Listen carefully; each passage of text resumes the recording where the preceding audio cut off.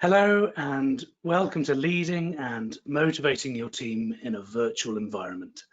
My name is Dan Leatherdale. I'm the Managing Director of Open Space Learning, and I'm absolutely delighted to be here today as a guest speaker of the Results Consultancy, presenting this webinar, which, as I'm sure you know, is one of a series of monthly webinars delivered through their excellent Business Development Academy. So I'll introduce myself in a little bit more detail in a moment, but first, let me mangle some Shakespeare. Some are born to work remotely. Some achieve being able to work remotely. Others have remote work thrust upon them. And what I mean by that really is that there are people who, through their disposition, their personality, and of course the profession that they're part of, absolutely thrive on working in a virtual team.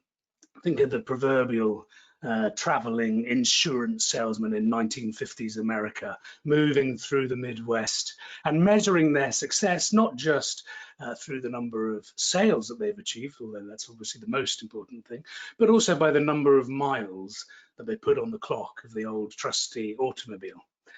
And of course, there are modern equivalents, people comparing loyalty schemes and air miles, etc. People want to work virtually and can't conceive of a world where they aren't able to do that.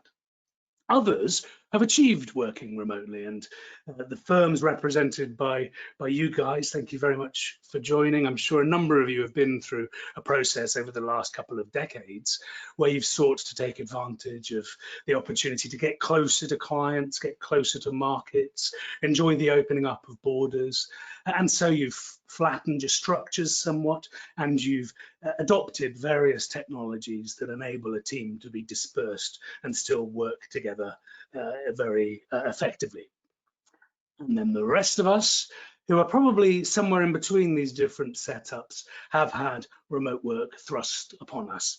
And in my conversations with my clients, I've been really struck by the number of people who've described a 2 or 3 week frenzy of activity as lockdown kicked in, shipping equipment around to people's houses, making sure people understood protocols, checking in with compliance, etc.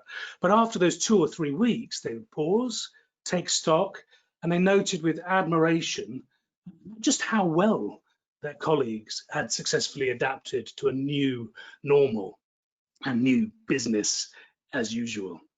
So it's quite incredible. And in fact, what they're particularly noticing now and focusing on and discussing, and it'd be really interesting to know if this is the same for you, what they're noticing is that it's actually going to be considerably harder to get back into the workplace. And that's not just those people who have the constraints of a tall vertical office and the challenges around social distancing that come with that, getting in a lift, getting to the office on the tube, for example, if you're based in London, but also people's reluctance. And I had a conversation just 2 days ago with the HR director of a business based outside of London. They've got a big office which is spread and would be very easily capable of bringing people back. The reality is, though, people are resisting moving back into the office. So there's going to be a strong people element here as well. And all of that is for me to just say really that this topic, leading and motivating a team in a virtual environment, I think it's relevant for everybody, always has been, but clearly it's going to be relevant going forwards more than ever. So I said I'd introduce myself. So there I am as a picture of me. That's probably it's probably about 3 or 4 months since I put on a suit, like many of us. I'm a business psychologist. I'm a leadership consultant and a coach, and I've worked for the last 20 years with people in organizations looking at things to do with leadership and communication.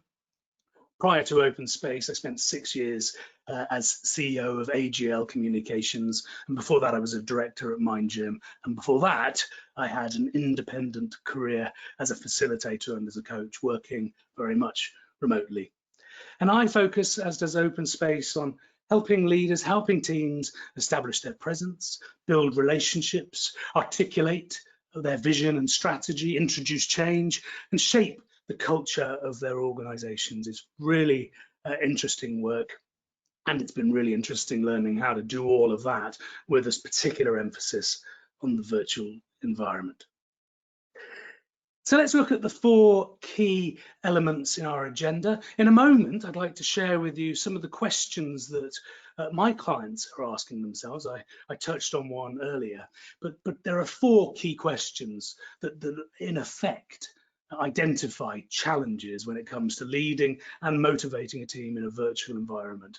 Hopefully these will resonate with you. There won't be a great deal of time in this webinar for us to debate them, although I will leave some time at the end for questions. Nevertheless, I will leave my email address at the end, and I look forward to having a potential ongoing exchange. From those questions, I'd like to move into looking at the pros and the cons of virtual communication. So I'll particularly focus in on communicating because it's such an important part of this.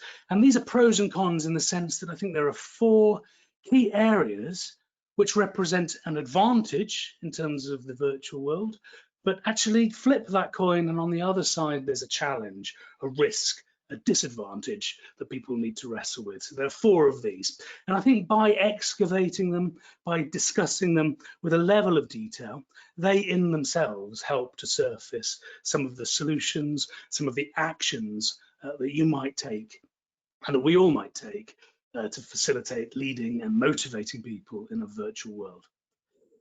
We'll move from that to looking at a 5-part strategy really for keeping teams together and helping them thrive in this new world. There are 5 areas where I think we can all plan actions and activities. Really, I'm keen to emphasize that the detail of what you do is clearly going to vary. It's highly situation specific, but I think having 5 areas, 5 work streams is a very good way of preparing and making sure you're ready. And then finally, as I say, I'll take a couple of questions if they come up. I'll share my contact details and I'll say goodbye. So here they are, the 4 key questions that people have been asking. And the first is very much about communication. How can we communicate remotely? How can we make the most of the advantages while avoiding the traps?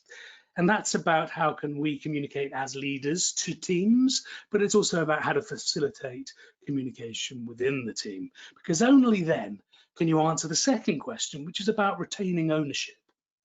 In the absence of each other's company, in the absence of workplace cues, what will that mean for people when it comes to accountability, when it comes to ownership, their sense that it's their thing and the buck stops with them? Will there be a difference? If there is, what can we do to protect ownership? Because only then can we move up a level really, which is about motivation. It's about resilience when people are dispersed, isolated, potentially fatigued. What can we do in the virtual world to make sure that we can maintain motivation and protect resilience? And fundamentally, doing all of that so that we can learn. One of the great advances really in the study of learning and development has shown us that so much of what we learn isn't through formal interventions. It's through accidental or informal exchanges, moments of sharing ideas, knowledge, advice with our colleagues. What does that mean then if we're suddenly in a virtual environment? So these are the 4 key questions that people are playing around with. As I say, it'd be interesting to hear whether you're having the same questions. But I'd like to really focus in on this first one because it's foundational to all of the others, which is about communication. And I mentioned 4 domains. Think of these like coins. On one side, there's a plus. On the other side, there's a negative. There's a potential downfall. For example, online, through the means of virtual communication, we can have more impact than ever before. Equally, the online world and the various channels and various technologies enable us to have a more personal relationship with people. It gives us a greater breadth of registers and tones, and all of those touch points mean we can really deepen our relationships. Equally, the online world lets us be more inclusive. people can have a place at the table. There are more means, more ways for people to share their ideas and to contribute, regardless of who they are, regardless of their personality, regardless of their confidence, actually, in some respects. And finally, the virtual world can be less intense. I said some people are born to work remotely. For others, it is actually, to an extent, an escape from the endless round of face-to-face contact that they might experience within an office. So it can be less intense. But each of these domains, there's a flip. More impact, yes, but in the online world, potentially less nuance, less richness, and that can create some significant problems, which we'll look at. Yes, more personal. We can build those relationships. We can move through a range of different registers, but with that comes a certain set of risks that we'll look at. More inclusive, absolutely, but the online world can divide people. It can exclude people. It can be harder for some people to be present. There are pitfalls that all good leaders, all good organizations will undoubtedly be building their awareness of. We'll talk about those. And finally, yes, less intense, but more tiring as well in lots of ways that we'll talk about. So let's go into this first one. More impact, less nuance. Now, more than ever, it's easy to create communication content. All you need is an iPhone and you've got an editing suite at your disposal. You can create videos, you can create podcasts, whatever it is that you want to do, you can arguably create it with technology that's easy to use and easy to come by. Suddenly you don't need the resources of a corporation in order to create content that can reach an audience. And actually a number of our key influencers in today's world have found their audience really through their spare bedrooms, ultimately. So we can create content, we can host it on various platforms, Vimeo, YouTube, Buzzsprout, Instagram, and of course we can get it out there, we can distribute it. And with this comes an increased expectation that leaders do this.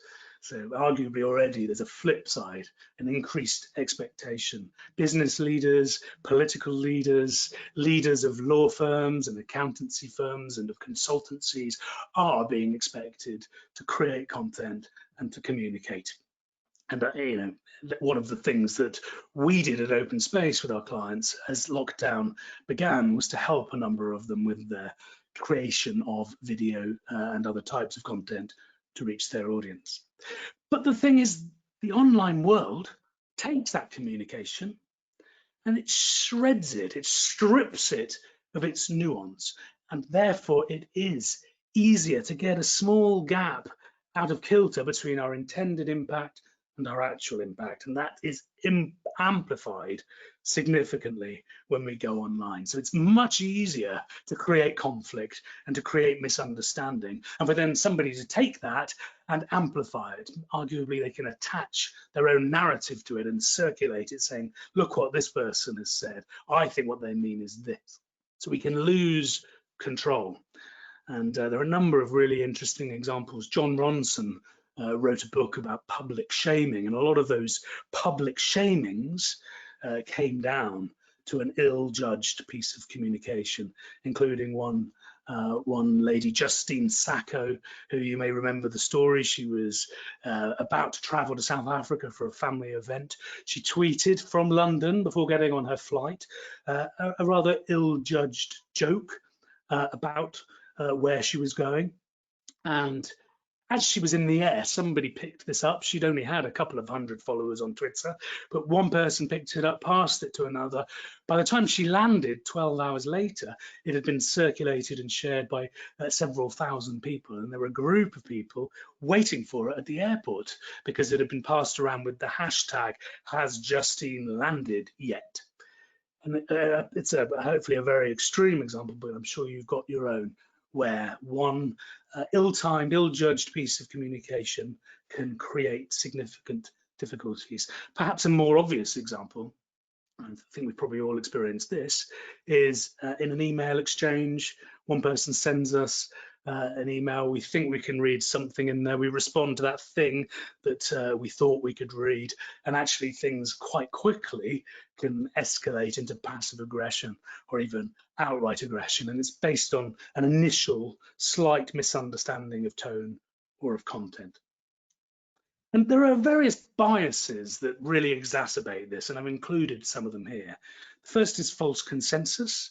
It's very, very tempting to assume that the way we see the world, the way we would do something, is the way any right-thinking, decent person would do something. And we have to take a moment to think, actually, perhaps that's not the way they see the world, or perhaps that's not the way they would put it. Perhaps that's not their view on things. And I think a lot of people discovered this after the surprise referendum result when we announced we were leaving the EU. It was very tempting for Remainers to assume everyone they met was a Remainer, and equally the other side. False consensus really does prevail, and the online world makes it worse. The curse of knowledge is the second thing. This is probably familiar to you. It's the fact that it's very hard to forget what it's like not to know what we know. It's also very tempting in the online world to make public commitments, to take a position. All of the social media technologies and various other things encourage us to take a stand, to share what we're thinking about. What we know from psychology is that once we've done that, we tend to dig our heels in because we would rather stick to a stated position than rethink it. And we actually shift our worldview round to back up our taking of that position, which is why when we meet other people who have different points of view, we dig our heels in and arguably we polarize each other. If you met somebody in the real world and shared ideas, that action would be far less likely to happen, would be far more likely to find a resolution because of mob rule, apart from anything else. It's very easy to forget we're talking to people when we're talking online. All of those cues that we get sitting down with somebody, all of those are taken away. And ultimately our mentality and our mindset is different. So more impact, less nuance. The second domain, more personal, yeah, more risk though. And what we mean by that really is that some forms of communication allow a more personal tone than others. And the way psychologists and others have looked at this is to compare synchronous forms of communication with asynchronous forms. So the most obvious form of asynchronous communication is letter writing. I write a letter, I look through it, I check that it contains everything that I mean. I'm really diligent if I'm writing a letter because I know that once I put it in the post, I need to wait days often before I get a response. And clearly that's why letter writing forms much less of a part of our communication, but that's the ultimate in asynchronous. But as we get more towards synchronous, we start to change our tone. The most obvious synchronous form, of course, is conversation. But email is somewhere between asynchronous and synchronous. We write an email. If we haven't heard back from somebody within a relatively short period of time, we may send a nudge. We may start to think, well, what's happened to that? So our expectation is that it has something that's getting closer to the synchronous than the asynchronous. And then if you move into instant messaging and you're sending people messages through whatever platform you've got, then actually we start to expect it to be more like an exchange. So really all of this is to say that there are some types of communication that enable a more positive, personal, rapport building tone, which reflects itself, for example, in the complexity of language that we use. We wouldn't use the same complexity in a text as we would in a letter or even a formal email. Our use of the active voice, I am going to do this, we are going to do this, rather than the passive voice, this will be done, this will be achieved. Length of sentences, often a lot shorter through more synchronous modes. Cultural references, the things that we're watching on television, the box sets that we're viewing, some forms of communication just encourage that, and we get into that. And we may even, and this is happening increasingly, use emojis and other ways to really bring to life our communication. And just to give you a quick example of how the synchronous has really bled into the asynchronous. This is off the bottle of an innocent smoothie bottle, perhaps a fairly trivial example, but look at this. Our new smoothie bottle is our most sustainable bottle yet. It's made up of 50% recycled and 15% plant plastic. We use a byproduct of sugarcane called molasses in the plant bit. So you can hear our new smoothie bottle, not this bottle or the container that this product is delivered in.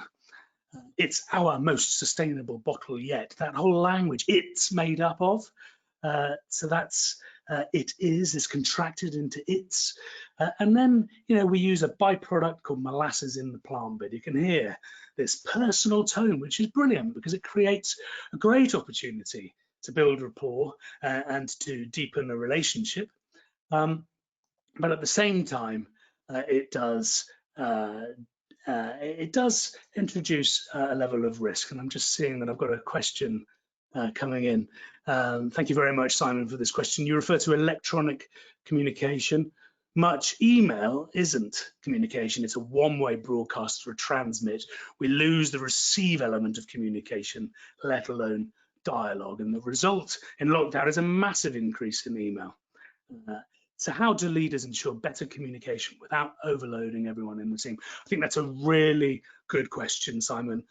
Thank you for that. I absolutely agree. We're seeing a massive flood in the quantity of emails. We're expecting people to read, and this is about finding more synchronous modes of communication. So we'll come to that a little bit later in the webinar. Thank you. Do prompt me if you feel I haven't answered that by the end of this. But this does create an opportunity to build rapport and to deepen a relationship, but it brings a risk, which is that it can jar and it can ring false when we can get it wrong. And that's to do with demographics, for example, the age, the experience, the profession of the people we're speaking to. We may fall into the trap of being too familiar with them. Also status and the mood that a person is in at that point in time. Got to get this right. There's more risk. There's more opportunity though as well. And arguably the last point is that people are less diligent with more disposable forms of communication, especially multi-channel communications where we may be talking to somebody while sending a text, while we're working on an email. We're doing those things all at the same time, and it can introduce risk. More inclusive, more exclusive.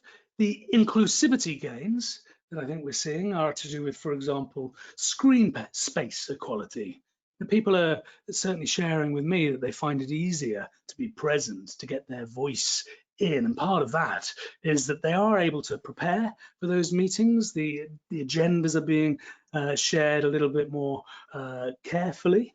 They're being facilitated slightly more carefully. The chair of the meeting is more likely to go to each of their little boxes, and ultimately better behavior because we know we're on camera. So some of that antisocial behavior we sometimes experience in meetings, which can intimidate, which can undermine, some of that we're seeing less of.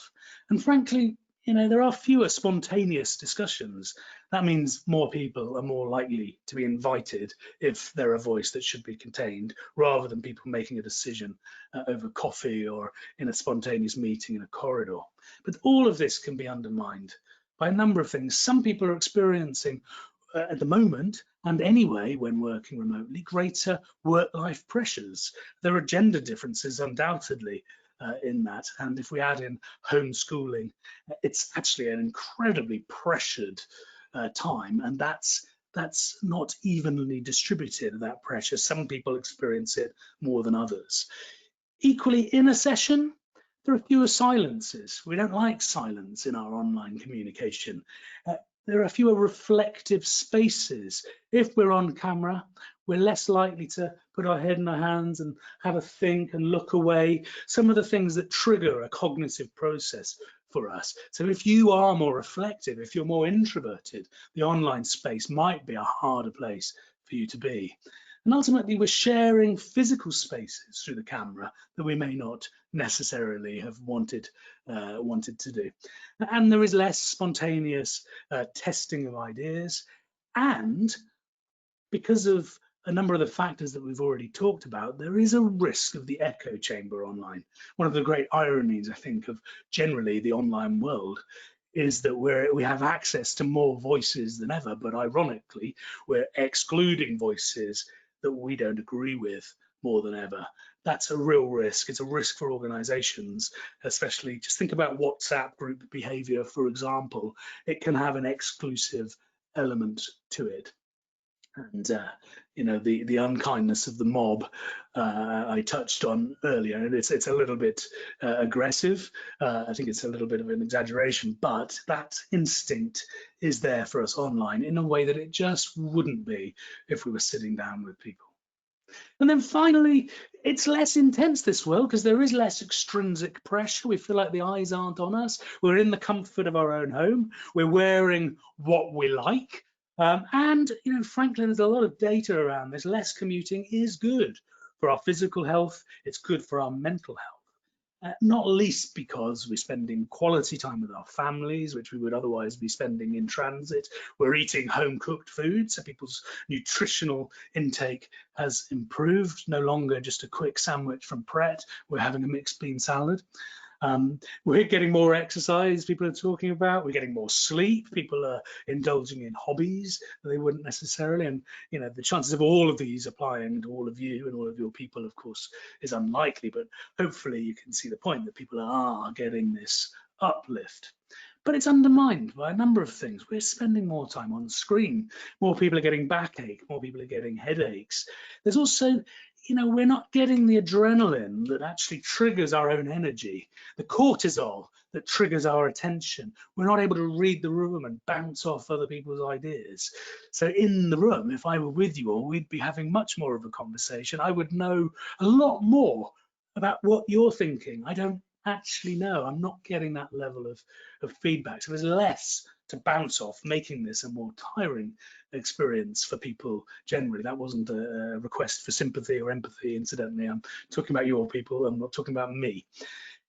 But there are also fewer human moments, and these are really interesting things. A psychologist called Edward Hallowell talks about human moments, which are when we're physically present, intellectually present, and emotionally present. And they're incredibly important to our ability to let go of things that might be worrying us, for example. So that email that slightly irritated us, if we're not going to sit down with that person for a few days, it may stay there. A minor irritation that actually can add up, and an accretion of such things can be quite tiring without the release of a human moment.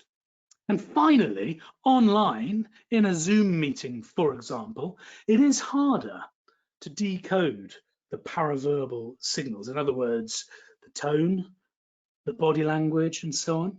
And actually, what is the silence? So there's a study that came out very recently, literally a couple of months ago, showed that online is tiring because we're very quick to look at a silence and think something's gone wrong technically, or we're very quick to think that person's gone silent, that must be down to their confidence in what they're talking about. When we're live with people, we allow those silences. So all in all, you know, there are these key areas where there are great advantages and there are some significant disadvantages in the online world. And I think just exploring them, and this is what I work with my clients, looking through each of them and picking through where are the downfalls for you, where are the opportunities for you. That in itself is probably the most important thing anyone can do when they think about how to lead and motivate a team in a virtual environment. But let me share with you this 5-part strategy. Again, domains for you to populate. I'll suggest some things that you might do. The first is about gathering. Now this is about, you know, if we're thinking about leading a team, we need to think, well, actually, who is that team? It's going through the process before doing anything else of really mapping out your people before then thinking about how can I communicate to them and how can I enable them to communicate. And only then moving to motivating those people. We can't motivate them if we haven't worked out how to communicate with them. But what does it mean? How do we protect motivation and ownership? And how do we manage demotivators, and I'll be reminding you all of a key psychological theory of motivation, which I'm sure you're familiar with, but I think is relevant now, perhaps more than ever it has been in recent times anyway. And then finally, you can move to actually growing, because you're not going to be able to grow unless people are feeling motivated. You're not going to be able to motivate people unless you've been able to communicate with them. You're not going to be able to communicate with them unless you've really put your arms around, psychologically around who that group is. And then finally, and this is the area I'll probably spend less time talking about because it's so situationally specific, but finally evaluating it and celebrating it, working out how well things are going, sharing success stories. Now, these slides, by the way, I'm very happy to share them with you. I'll put my email at the end of this, and I'll be delighted for you to get in touch, and I'll share these with you. So don't feel you need to write all of these things down. But here we are in the first of the 5-part strategy: gather, mapping your stakeholders, auditing your relationships, and then taking the action you need to promote trust, commitment, and accountability. Now, what do we mean by that? Well, here's one tool that you might use. As I say, I will send this to you. And it encourages you to just think through, who are the key relationships? Because all teams have a sort of blurry boundary. We connect up with others. We work with people in different ways. So if I just take stock, forget my preconceptions around who reports into who works in which business area or which unit of the firm, actually, who are these people? And just that exercise alone is powerful. And then we encourage people to go through and ask various questions of these people. And there's a lot of depth under each of these things, which I can't share with you now. Happy to have a conversation afterwards. But first of all, the value of the relationship. What value do I get from the relationship? What value do they get? The warmth of the relationship. How well do we know each other? What's the rapport like between us? The level of dependence and interdependence, and a lot of this work around those areas, as you probably know, as you may know, has come out of the opening up of borders in China and the various joint ventures that have been enabled by the opening up of the borders. It created a whole area of work in psychology, and we can talk about a shallow or a deep relationship. We can talk about a dependent or an interdependent relationship. It's an interesting way of thinking about it. Trusted advisor, that's probably a familiar model to you, but that's about the extent to which I might be a trusted advisor to those people, or to what extent are they a trusted advisor to me. And the 1 to 4 is various stages towards really achieving the trusted advisor level. Fragility warnings. Is this relationship getting stronger, or are there signs of weakness?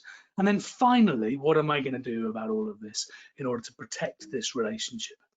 And a way you may look at that is thinking about deep relationships where we work interdependently with resilience, we achieve shared goals in a satisfying way. That's built on commitment. We feel commitment through investing in a relationship. When we feel good talking to that person, when that relationship compares well to others, we commit. We're not going to chuck it away at the first sign of trouble. Accountability, we know what we're trying to achieve together. We know what our role is in achieving it, and we feel that goal is achievable and will be measured. And trust, and we establish that in various ways, through our consistency, reliability, through our credibility, through sharing purpose, through sharing values. So really just use whatever tools you like, but this is one that we created based on those sources at the bottom of the screen to define and devise actions in order to really build those relationships so that you can then move into thinking, okay, now that I've really started this, how am I going to communicate? And that's about planning your messages. It's about adopting sometimes a campaign approach to communication. And it's about co-creating ways of working and communicating together. And all of it really is a good answer to the question, or rather to the problem posed here by George Bernard Shaw. The single biggest problem in communication is the illusion that it has taken place. A campaign helps you avoid that, because it encourages you to have goals, to focus on your audiences, to sustain your attempt at meeting those goals over time, to be both opportunistic and varied, and channel aware. And this is the sort of tool that you might find useful for that. Again, very happy to share it. What are my goals? You'll fill in on the left. What am I trying to achieve? How will I know when I get there? What can I measure along the way? And then this is probably the most important bit. In terms of what I'm trying to get out there as a message and as a piece of communication, who are the people who are going to support it, do I think? Who are the people who are sitting on the fence? That's number two, the agnostics. Where might I have blockers?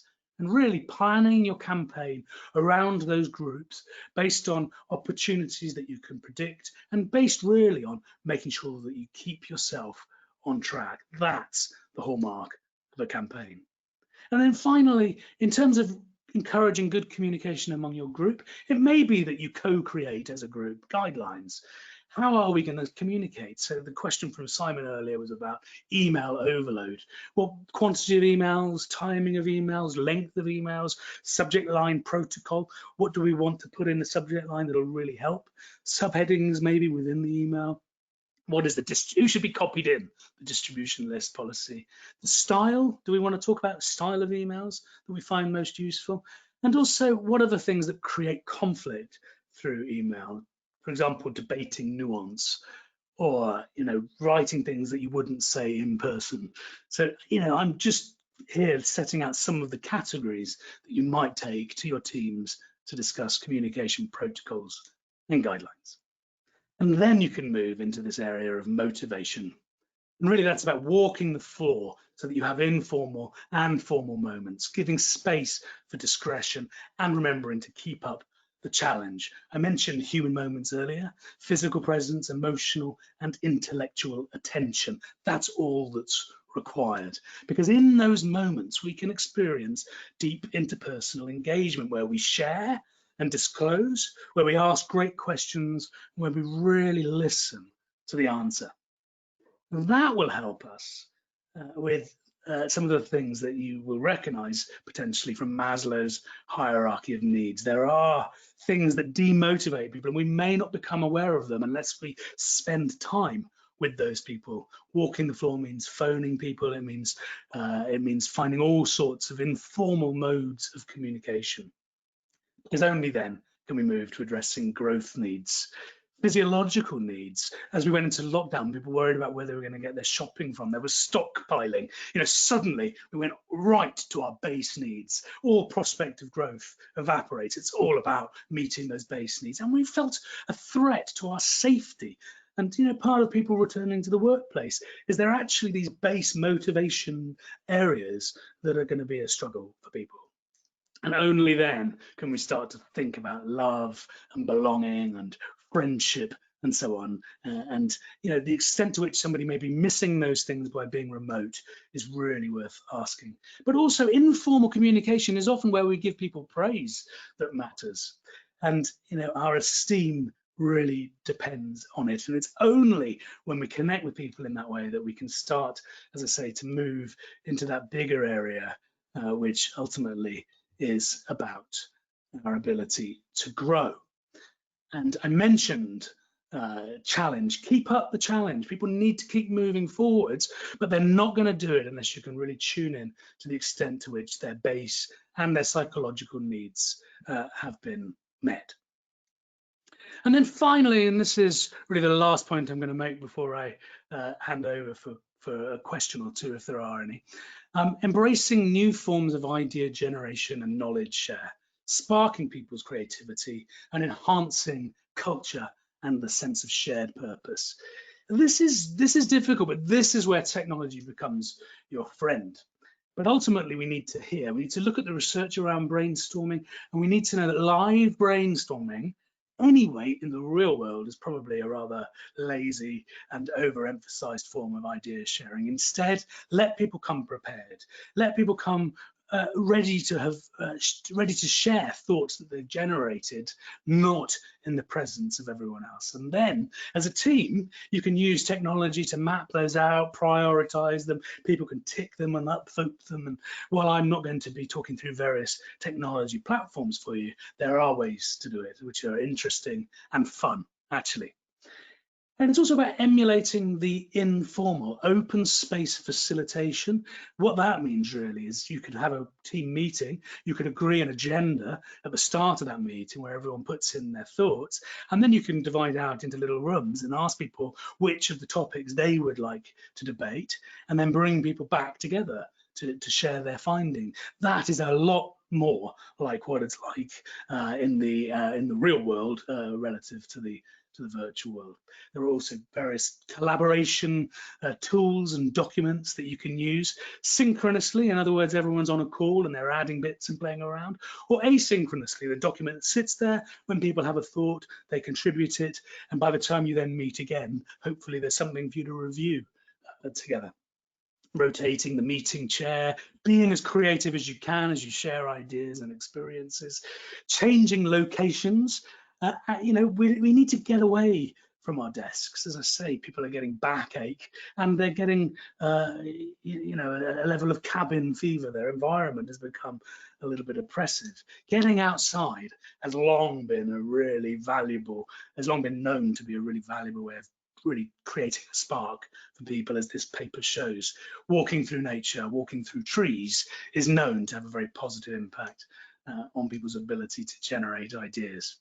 And this is a picture, and I encourage you, I'm not going to share the story now, but read about how Danny Boyle went about the opening ceremony to the Olympic Games. He spent far more time talking with people about why they were there, why he was there, the story together that they were going to show. He spent far more time doing that than what others wanted him to do, which was really practicing the mechanisms, the camera positions and so on for this live broadcast. So there we are. Those are the 4 key strategies. As I say, I'll leave it to you to think about how you measure those, and then co-creating that approach can be really valuable. It's important though to celebrate and to share successes. So we're nearly at time. I'm going to come back to this question that was asked. Hopefully that has given you some ideas in terms of how to ensure better communication without overloading everyone in the team. I think there's equally a risk when we start exploring other technologies and other ways of collaborating. There's equally a risk that we become app addicts, and actually this vast range of different ways people are talking can create its own problem.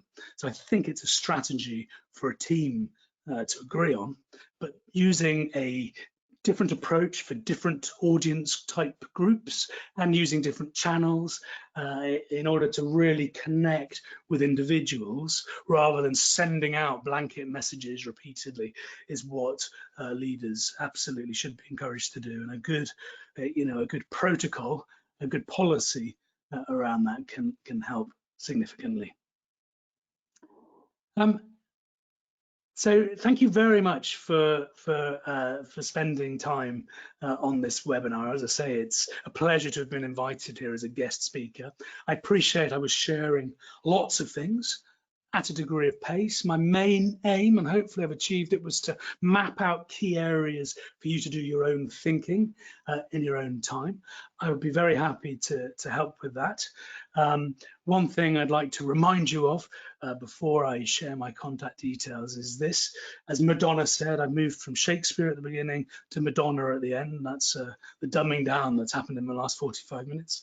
I say that jokingly, of course, all respect to Madonna, but just because we speak the same language doesn't mean we speak the same language. That's the biggest mistake people make with communication. And actually it can be alienating and incredibly demotivating for people. And we may never know it's had that impact because of the virtual world. So please do get in touch. That's the email address to use, inquiries@openspacelearning.com, or the phone number, or simply go to the website openspacelearning.com. This is not me doing anything other than inviting you to ask questions to me directly and to have a conversation. Thank you very much for your time. Thank you again to the Results Consultancy. Take good care. Thank you.